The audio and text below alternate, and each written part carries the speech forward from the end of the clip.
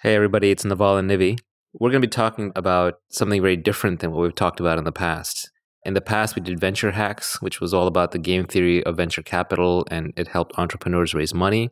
We talked about how to get rich, which was general advice on wealth creation for the average person who's starting a business.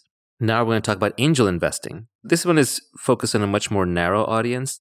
We expect this podcast to resonate the most with people who are in a technology hub and have started investing but are not yet pros at investing. So brand new angels, VCs, and founders who are dabbling in it.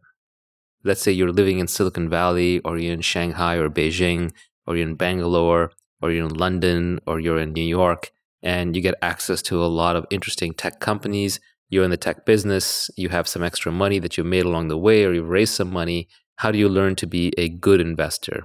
This assumes that you have some familiarity with investing. It's not going to be a cold start. There are some resources we can point you to for the cold start.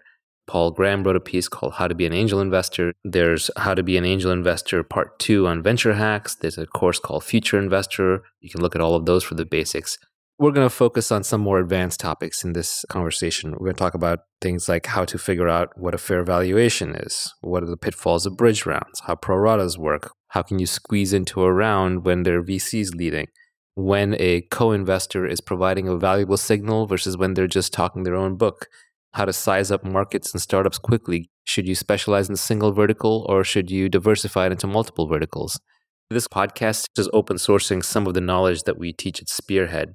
Spearhead is a fund that we built that trains the next generation of angel investors. It takes founders, gives them small checkbooks, and then teaches them the skill of investing and mentorship for building something that'll be valuable to them for their entire lives.